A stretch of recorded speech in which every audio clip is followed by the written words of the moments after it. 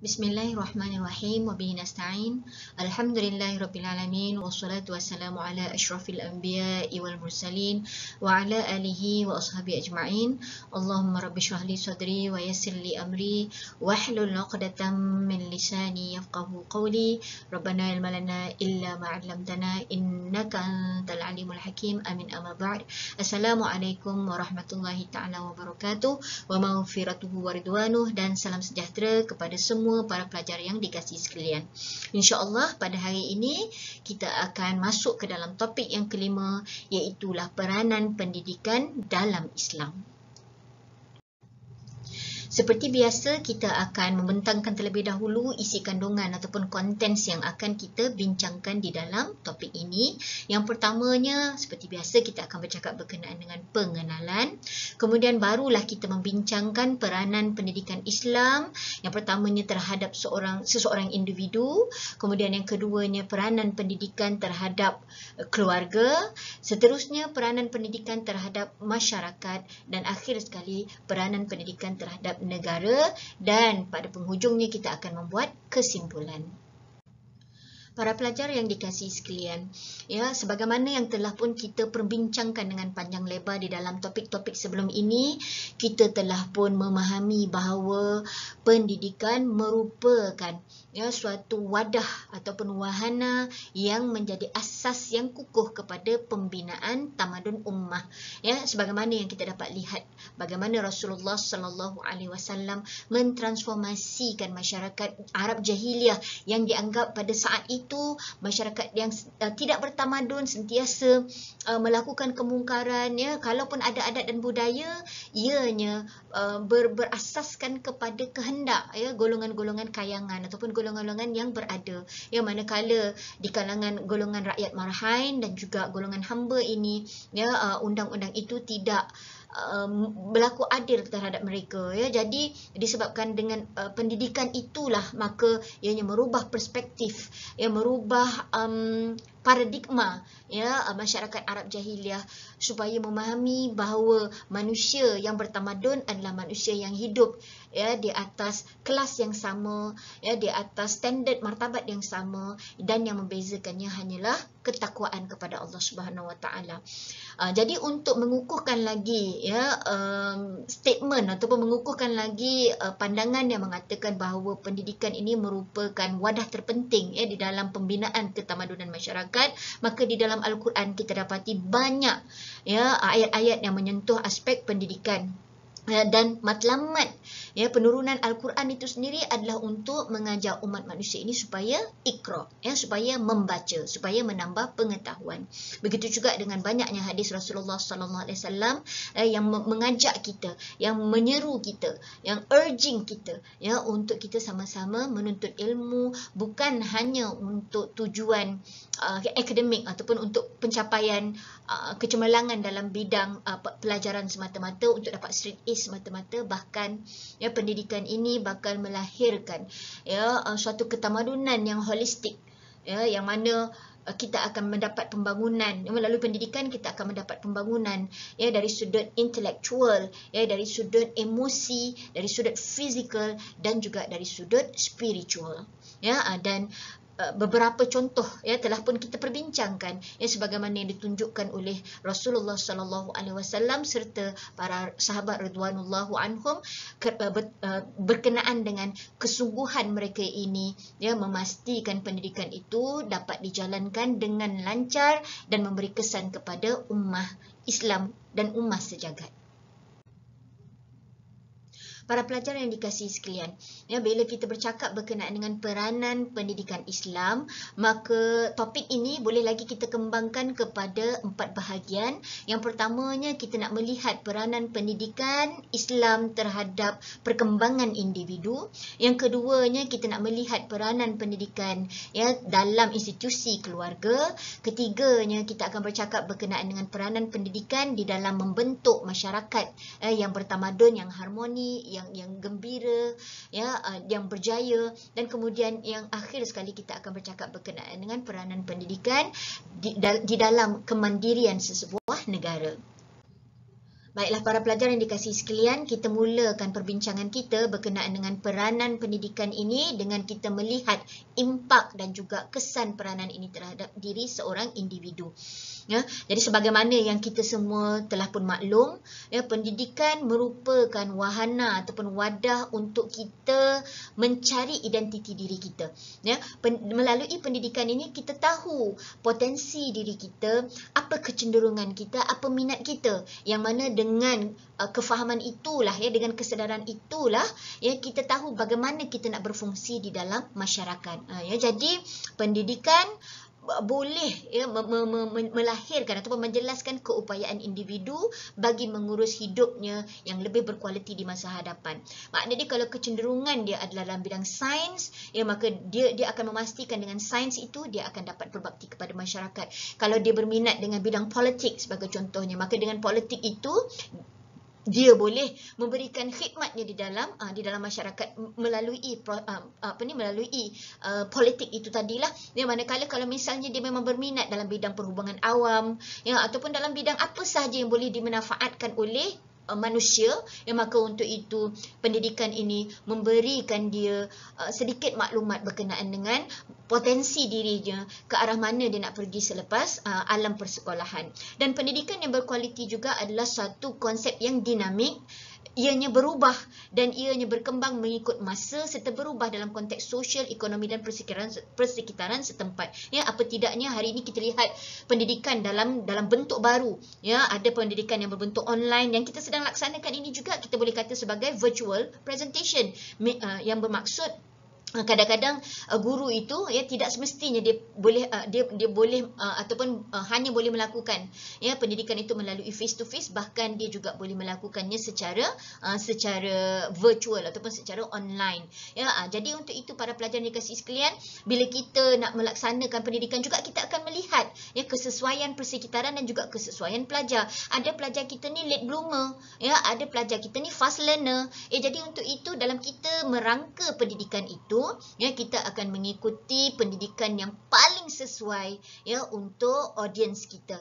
Ya, jadi kalau dia slow sedikit di dalam pendidikan, ya, maka method yang kita akan gunakan adalah bersesuaian, ya, dengan keadaan, dan kita akan pilih masa dan tempat yang sesuai. Manakala seandainya, ya, dia adalah pelajar yang fast learner, maka kita sepatutnya tahu metod apa yang terbaik untuk dirinya supaya pelajar-pelajar ini tidak merasa terbeban ataupun rasa boring, ya, rasa bosan dengan aktiviti pembelajaran yang sedang dilaksanakan. Ya, jadi itulah yang kita dapat, ya, kata peranan pendidikan ini adalah kita mengenal pasti, ya, bagaimana untuk kita membentuk diri seorang individu. Seterusnya, pendidikan yang berkualiti juga akan mengeluarkan seseorang itu daripada kepompong kemiskinan. Jadi kita setuju, ya, in a way memanglah kita belajar kerana Allah Subhanahu Wa Taala, tapi kita juga belajar dalam konteks kehidupan kita juga belajar supaya di masa hadapan nanti kita mendapat ilmu, mendapat pengalaman, dan mungkin kita akan mendapat peluang pekerjaan yang lebih baik. Jadi untuk itu akan mengeluarkan kita daripada kepompong kemiskinan. Dan kalau kita menjadi pemimpin, maka kita akan mampu memikirkan bagaimana, ya, untuk menjaga kemaslahatan rakyat, ya, dan kita membina demokrasi.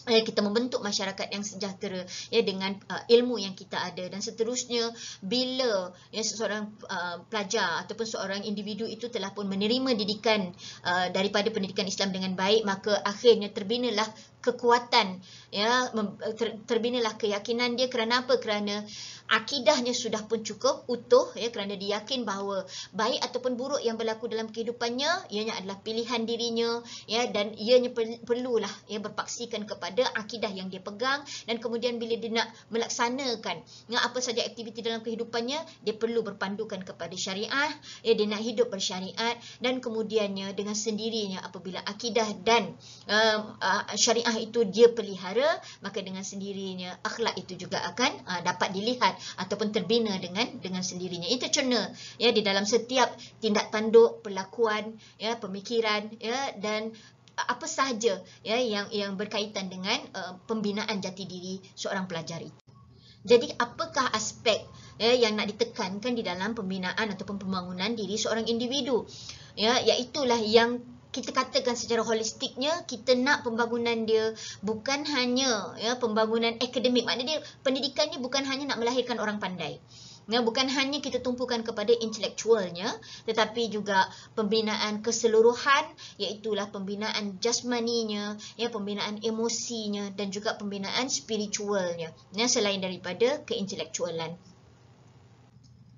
Baik, sekarang ini kita akan membincangkan pula ya peranan pendidikan Islam terhadap institusi kekeluargaan. Ya, sebagaimana yang kita sedia maklum, ya, Islam adalah agama yang sangat mementingkan keutuhan institusi kekeluargaan. Ya, mengapa tidak? Kerana daripada keluarga itulah lahirnya generasi-generasi yang bakal menjadi pemimpin, yang bakal mencorakkan masa depan masyarakat dan juga keluarga. Ya, jadi ianya bermula daripada mana tadi? Ianya bermula daripada pendidikan yang berkualiti terhadap diri seorang individu, yang mana individu inilah nanti akan mengepelai ya suatu masyarakat kecil yang kita namakan sebagai keluarga. Dan seandainya individu ini, ya, imam ini berjaya mendidik makmumnya dengan baik, ya, maka dengan itu kita akan dapat melihat lahirlah sebuah masyarakat yang berkualiti yang akan sama-sama membangunkan ya dan mempertahankan keutuhan sesebuah negara. Ya, unfortunately, ya, malangnya pada hari ini kita dapat melihat banyaknya khususnya Muslim lah, ya, kita bercakap in particular berkenaan dengan Muslim yang lari ya daripada pimpinan Al-Quran dan juga As-Sunnah. Ya, jadi ini yang menyebabkan ya hari ini kita dapat melihat banyak keruntuhan institusi kekeluargaan, bahkan ada keluarga yang lahir ya dalam keadaan yang tidak sempurna. Ya, makna dia ada ibu, sepatutnya ada ibu, ada ayah, tetapi mereka ini hanya ada ibu semata-mata. Begitu juga dengan mereka yang hanya ada ayah semata-mata. Ya, jadi ianya akan menghilangkan balance. Ya, bahkan banyak ya contohnya berlaku penceraian yang menyebabkan ibu tunggal, ya, bapa tunggal yang terpaksa menghadapi tanggungjawab yang sangat berat di dalam nak memastikan kemandirian sesebuah keluarga itu. Ya, jadi itu sebabnya ya adalah sangat penting ya melalui pendidikan Islam ya kita dapat memberikan kefahaman kepada orang ramai, khususnya ya bakal-bakal ibu bapa, tentang peri pentingnya menjaga keutuhan dan kestabilan sesebuah keluarga berlandaskan kepada pendidikan Al-Quran dan As-Sunnah. Ya, dan pendidikan Islam juga ya membangkitkan ya semangat ataupun kestabilan ya jiwa seseorang. Itu sebabnya kita perlukan semula ya kepada pembinaan ya pengukuhan ya akidah dan syariah dan akhlak ya di dalam kehidupan seseorang itu, supaya apa? Supaya mereka ini sentiasa hidup berlandaskan kepada panduan yang sahih, panduan yang betul, apatah lagi seandainya mereka ini mahu membina sesebuah keluarga. Jadi dengan pendidikan Islam ini, ya apabila ibu bapa itu sendiri telah pun terdidik dengan pendidikan yang berkualiti, pendidikan yang betul, yang berlandaskan kepada Al-Quran dan As-Sunnah, kita akan dapat lihat ibu bapa menjadi tauladan yang baik kepada anak-anak mereka. Ya, dan kemudian ibu bapa juga disebabkan mereka ini, ya, pendidikan Islam itu sudah menjadi sebati dalam kehidupan mereka, ya, maka mereka juga akan membiasakan anak-anak mereka ya untuk hidup berlandaskan kepada syariat.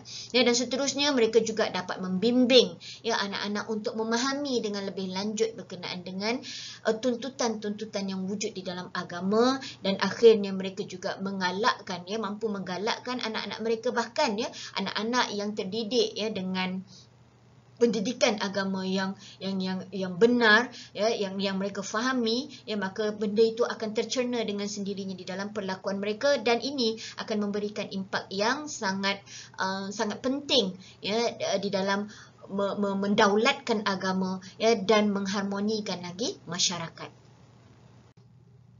Jadi alangkah bahagianya kalau kita dapat melihat ya kasih sayang, kegembiraan yang dapat dipamerkan daripada gambar-gambar ya di dalam slide sini ya yang menunjukkan betapa apabila kedua ibu bapa itu mampu memainkan fungsi dan juga peranan masing-masing berdasarkan daripada kefahaman ya, berdasarkan daripada pendidikan yang berkualiti yang mereka dapat ini tadi, ya maka ianya dapat diterjemahkan di dalam kehidupan bersama dengan anak-anak ya. Mungkin di sana ada orang yang diuji tanpa salah seorang ya ibu ataupun bapa Namun begitu dengan kefahaman yang jelas, sama ada ibu itu ibu tunggal, bapa itu bapa tunggal, insya-Allah mereka ini akan mampu ya untuk merealisasikan peranan mereka ya sebagai tunjang kepada keluarga melalui pendidikan yang bermutu dan juga berkualiti. Sekarang kita beralih kepada peranan pendidikan Islam terhadap masyarakat. Ya, jadi sebenarnya tajuk kita ni berkesinambungan ya, dia interrelated ya, sebab dengan pendidikan yang berkualiti terhadap diri seorang individu itu, maka akan lahirlah ya masyarakat kecil yang kita namakan sebagai keluarga ya, yang juga ya mempunyai syakhsiah yang baik. Hasil daripada mana tadi? Hasil daripada pendidikan yang berkualiti. Ya, jadi untuk itu setelah ya entiti keluarga itu ya juga melahirkan generasi-generasi yang baik, maka dengan generasi yang baik itu akan lahirlah masyarakat yang sempurna, di mana masyarakat yang sempurna ni of course kita tak boleh nak jadi perfect, tapi kita saling berusaha untuk membantu each other untuk menjadi lebih baik kan. Jadi bila adanya ya pendidikan Islam, maka pendidikan Islam ini ya telah membentuk paradigma ataupun tasawur, sisi pandangan ya yang mengarah kepada satu hala tuju, iaitulah untuk menjadi community yang saling jaga menjaga at-tadamun ya, saling jaga menjaga ya, saling jamin menjamin, di mana mereka ini akan mengamalkan al-amru bil ma'ruf wan nahyi anil munkar. Mereka ini akan sama-sama merubah ya, kalau misalnya ada keburukan yang ada di dalam masyarakat itu, mereka akan sama-sama menegur ya, dan mereka akan sama-sama menyokong usaha untuk memperbaiki ya keadaan dalam sebuah masyarakat. Dan seandainya mereka melihat keburukan, maka mereka merasa bertanggungjawab ya untuk menghalang ya keburukan itu daripada terus tersebar di dalam masyarakat mereka ya. Jadi sebab itulah pentingnya pendidikan, di mana pendidikan ini dapat melahirkan semangat kerjasama ya, semata-mata untuk mendapatkan keredaan Allah Subhanahu Wa Taala dan berusaha untuk mengelakkan daripada melakukan kemaksiatan kepada Allah Subhanahu Wa Taala. Jadi dengan kerjasama dan juga persefahaman ini, maka akan lahirlah suatu masyarakat yang saya dah sebutkan tadi, saling jamin menjamin ya, dalam istilah Islam ni kita panggil sebagai at-tadamun ya, saling jamin menjamin, saling jaga menjaga di antara satu sama lain. Bukan sebab kita rasa diri kita baik, bukan sebab kita ni kipoci kan. Kipoci tu dalam bahasa Melayu pasar kita, maksudnya menjaga tepi kain orang, tak, tapi disebabkan kita mempunyai pendidikan dan kita nak masyarakat kita juga hidup dengan pendidikan. Dan di antara kesan positif yang kita boleh lihat daripada pendidikan Islam ini ya, kalau kita boleh bahagikan kepada beberapa perkara. Yang pertamanya, dengan pendidikan Islam ini ya, Islam sangat mengajak kita menjalinkan rasa muhibbah. Actually perkataan muhibbah ni sebenarnya datang daripada perkataan mahabbah ya. Mahabbah tu maksud dia kasih sayang. Tetapi apa terminologi ini bila kita gunakan ya di Malaysia, makna ada jalinan muhibbah ini kita saling menyayangi each other ya, yang mana ianya melampaui ya batas agama ya, batas bangsa, batas bahasa. Selagi mana kita tinggal bersama-sama, maka kita akan menjalinkan rasa muhibbah ya, tanpa diskriminasi ataupun tanpa prejudice terhadap mana-mana individu yang wujud di dalam masyarakat, walaupun mungkin dalam keadaan berbilang bangsa. Kemudian yang keduanya, kita akan menghindari perasaan asabiyah ya, sebab kita dah ada pendidikan ya, maka untuk itu asabiyah ni apa? Kita akan mengelakkan daripada menjadi seorang yang fanatik ya, terlalu memfokuskan kepada hanya tribes kita sahaja ataupun bangsa kita sahaja ya, dan memandang rendah kepada orang lain ya. Sebab apa? Sebab pendidikan ini menyebabkan kita ini, macam saya selalu cakaplah, kita ada wisdom ya, kita ada kebijaksanaan. Jadi ya, dengan kebijaksanaan ini kita faham bahawa manusia ini di sisi Allah Subhanahu Wa Taala semuanya sama rata sama rasa ya. Untungnya kita sebagai muslim sebab kita berada dalam hidayah ya, namun begitu kita akan berusaha untuk mendoakan rakan-rakan kita yang lain yang belum lagi mukmin ya, juga untuk menerima hidayah. Jadi ini yang kita namakan sebagai menghindari perasaan asabiyah. Kita tak fikir pasal suku-suku ya, kita tak fikir pasal race kita ya, sehingga melahirkan racism ya, ataupun fanatism dan sebagainya ya. Kita tidak terlalu pro kepada sesuatu sehingga boleh menyebabkan perpecahan. Jadi inilah yang terhasil daripada pendidikan Islam yang berkualiti ya. Dan sebagaimana ya, kalau kita dapat lihat ya, Allah Subhanahu Wa Taala ya sangat sangat orang kata apa, sangat membenci ya perselisihan, yang sangat membenci konflik dan juga perseteruan. Sebab itulah dalam surah An-Nisa ayat ke-59 Allah SWT menyebut, ya, jika kamu berselisih pendapat tentang sesuatu, maka kembalikanlah ia, ya, masalah itu kepada Allah dan Rasul, ya, untuk kita mencari solution jika kamu benar-benar beriman kepada Allah dan hari kemudian. Jadi itu sebabnya the more we learn about Islamic studies, ya, makin lama kita belajar tentang pendidikan Islam, kita faham bahawa pendidikan Islam ini adalah menuntut kepada keharmonian bukan setakat masyarakat sesama Islam, bahkan juga dengan masyarakat yang bukan Islam, ya. Ianya adalah suatu yang universal, ya, sesuai untuk diaplikasikan di dalam mencapai kesejahteraan di dalam masyarakat. Melalui pendidikan Islam yang komprehensif juga, ya, kita dapat memahami bagaimana pentingnya untuk mewujudkan masyarakat yang bersatu padu, yang bertolak ansur, dan yang saya sebutkan tadi, saling jamin-menjamin di antara satu sama lain, iaitulah konsep at-tadamun, ya, yang mana ianya kita dapat lihat, ya, dijelaskan daripada surah Ali Imran ayat 103. Allah SWT menyebutkan, berpeganglah kamu semua dengan tali Allah dan janganlah kamu berpecah belah. Apa yang dimaksudkan dengan tali Allah ini? Kalau kita ada masalah, kita kembalilah semula kepada Al-Quran dan As-Sunnah. Ya, macam dalam konteks kehidupan kita pada hari ini, ya, adanya yang ta'assub kepada dia kalau pro tu tak apa lagi, tapi bila ta'assub tu fanatik itu, ya, ada yang ta'assub kepada politik, ya, pasti politik yang tertentu, ya, ada yang ta'assub dengan suku etnik mereka, ya, makna kata langsung macam tak boleh mingle, sedangkan Allah SWT berpesan, ya, seandainya kita ini ada berselisih faham, sebaik-baiknya kita kembalilah semula kepada Al-Quran dan As-Sunnah, ya, dan kemudian ingatlah nikmat Allah, ya, ketika kalian, iaitu ketika kamu satu ketika dahulu bermusuhan. Ini nak refer balik kepada apa yang berlaku di zaman Rasulullah SAW, di mana umat Islam saat itu, ya, kita nampak ketika bermulanya dakwah Islam itu, masyarakat yang ada di situ berpecah belah. Namun begitu, ya, Allah Subhanahu Wa Taala mengembalikan mereka ini bertaut di bawah satu naungan, iaitulah naungan pegangan agama. Dan pegangan agama ini kita hanya dapat boleh utuhkan melalui pendidikan Islam yang benar-benar berkesan. Dan saat itu, ya, ketika mereka bermusuhan tu seolah-olah mereka ini berada di jurang neraka. Namun begitu apa berlaku anak-anak?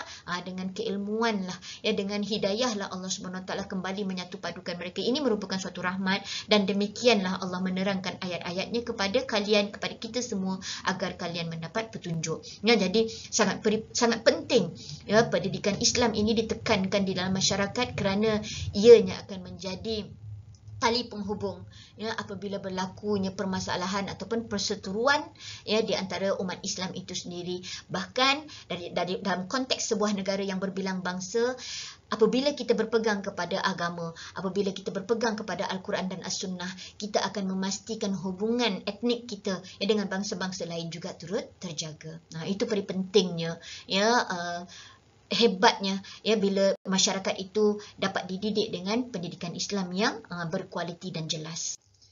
Kesan pendidikan Islam yang bermutu dan berkualiti ini tadi juga dapat dilihat, ya, dalam konteks ekonomi. Apabila kita melihat dalam aspek ekonominya akan berlakulah, ya, muamalah yang betul. Kerana apa? Kerana kehidupan kita ini dipandu dengan syariat yang kita faham melalui pendidikan Islam.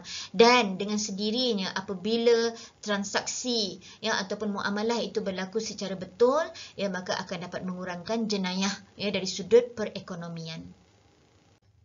Para pelajar yang dikasihi sekalian, ya, setelah kita membincangkan peranan pendidikan, ya, dan impak pendidikan Islam itu terhadap pembangunan diri individu sehingga lahirnya individu yang berkualiti, ya, kemudian dapat melahirkan sebuah keluarga, ya, yang berkredibiliti, ya, seterusnya dapat membangunkan masyarakat yang saling berintegriti. Maka untuk itu anak-anak kita sampai kepada peranan pendidikan Islam terhadap sesebuah negara, ya. Jadi tak dapat dinafikan, ya, pendidikan merupakan aset utama di dalam penyatuan masyarakat dan melahirkan masyarakat yang bertamadun, ya. Jadi ianya adalah sangat diperlukan dalam membentuk negara dalam mencorakkan pembangunan sesebuah negara.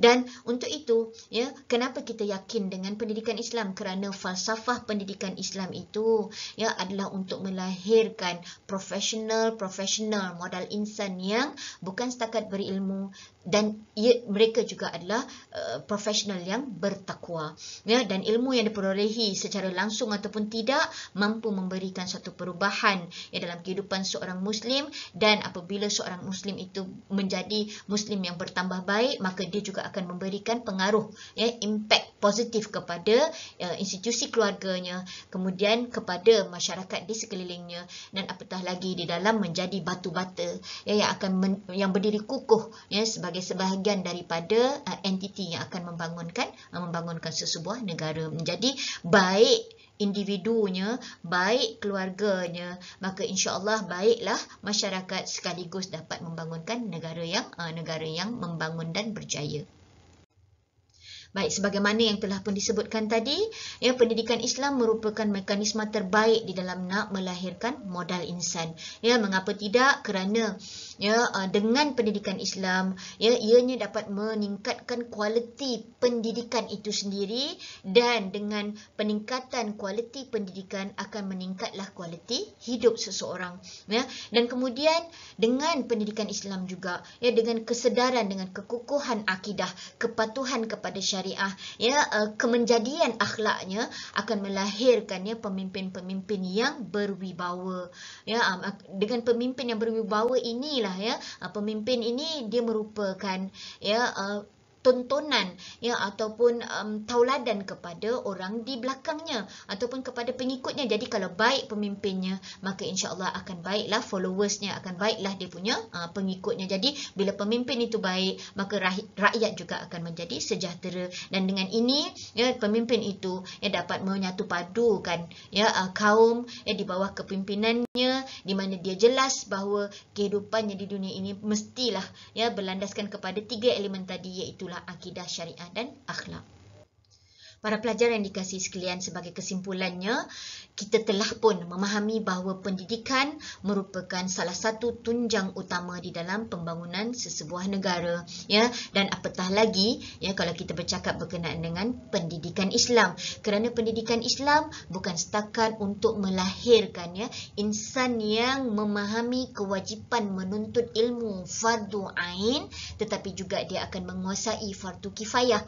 Dan dengan penguasaan fardu ain dan fardu kifayah inilah maka insan-insan yang lahir daripada pendidikan Islam ini mampu memenuhi keperluan pekerjaan, di mana apabila dia menjadi modal insan yang baik, dia akan memastikan bahawa setiap langkah yang diambil biarlah berlandaskan kepada kefahaman akidahnya, dan kemudian kepatuhannya dengan syariat, dan kemudian kejelasannya, keterampilannya yang boleh dilihat daripada akhlak dan juga pembawakannya di dalam institusi masyarakat. Jadi sebaik-baik manusia adalah yang paling manfaat kepada manusia yang lain, dan itulah yang kita lahirkan daripada sistem pendidikan Islam. Untuk itu, saya tutup dengan aqulu qawli hadza wa astaghfirullah li wa lakum. Wassalamualaikum warahmatullahi taala wabarakatuh.